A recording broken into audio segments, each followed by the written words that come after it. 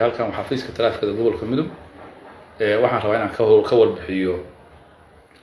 shilalka dhacay 6 bilood oo la soo dhaafay guud ahaan horta nabadgelyo way wadanku aad iyo aad u fiican yahay insha Allah shaqaduna si wanaagsan bay u socotaa markaan warbixin ka dhiibo 6 bilood oo la soo dhaafay waxaa dhacay 168 shil 7 qof waa dhimatay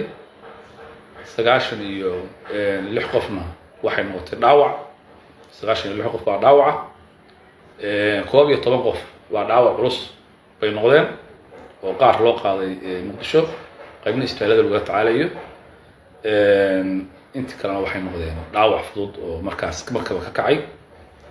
isla markaas sidoo kale waxa iyaguna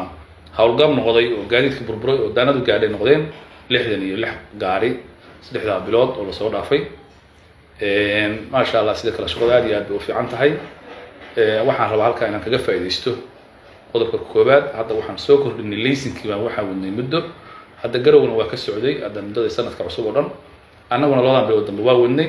حتى وحنا ربنا إننا ندردر كلينه ليسن كا وقف عن وغض لها شهد ولا ما وضن وأنا ليسن كوضن إنه سجارك حينين سي معرفة ويا تخساره runtii waxaan kala hormarnaa hadii aan halka aan fariin uga faro gaadiidleyda Puntland ama gobolka Mudug inay iska jeegalayaan gaadiidkooda qofku waxay leeyihiin shuruuc qofku inuu marka hore iska soo hubiyo gaadiidku la imaanayo dadweynaha uu qaadayo inuu iska hubiyo inuu sakor ka rarin oo sharciga aan loogu tirigelin gaariga kor wax laga saaro waxaan ahayn baabuurta xamuulka wixii aan ka ahayn baabuurta yaryar ah saas oo kale waxaan iyaguna rabnaa inaan baabuurta jaamacadaha iyo ardayda qaada oo basaska ayaguna ay maartay waxaan ognahay baabuurtu inay inta badan yihiin baabuur jilicsan aan ku habboon in la qaado marka inay baabuurta iska jeegareen ayaguna iska diyaariyaan saan dadka yaryarka ah oo ardayda aysan wax u gaarin sidoo kale waxaan rabnaa inaan halkaan digniin uga diro gaadiidka ragga isticmaala gaadiidka bilaa taargada oo hadda waayahan waddanka ku soo batay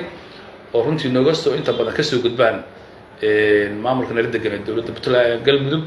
maamulka galmudug nala degan inta badan bay ka soo gudbaan waxaan rabnaa gaadiidku inay qof gaariga qabano isagoo bilaa taarga sharciga la tigsanayna waxaan rabnaa ganacsiga soo rogeynaa hadii alla idmo gaari walba waxaan rabnaa inuu qofku uu leeyahay buug iyo taargo qofkii ku qoran yahay gaadiidka aan ku xisaabtamin ninkii aan ku qabano isagoo bilaa taarga talaaba ka qaadaynaa sidoo kale laysanka hadaan loo hoggaansamin oo shuruucda loo hoggaansamo laysanka la qaadan ayadana waxaan bilaabi doonaa inaan ku cunqaabno qofka ganacsiga ku dhufano sidoo kale waxaan rabnaa hadii alla idmo rajooyinka aan qabno hadii alla inaan baabuurta bajaajyada maadaama wadanka ay ku soo bateen inaan A iyo B ka dhigno anagoo iska kaashayna anaga degmada hadii alla idmo waa qorshayaasha inoo qorshaysan weey hadii alla idmo waxaan kaloo soo haray iyadana aan rabnaa inaan ku hawl ku jirnaa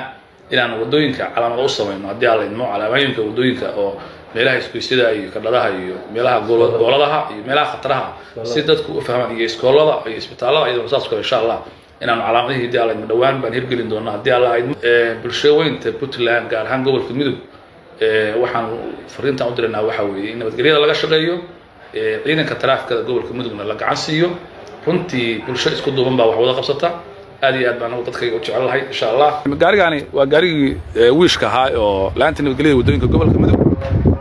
runtii wax wanaagsan buu noo taray gaariga intuu loo yimid wax baabuurta isku dhacda ama baabuurta wadooyinka jidadka goosta baan ku soo qaadnaa runtii marka sidoo kale amniga guud qayb ka yahayo gaadiidku marka hawlgalka guud ciidamada u baxaan wuxuu loo yahay laf dhabar insha Allah aad iyo aad baan u mahadsantihiin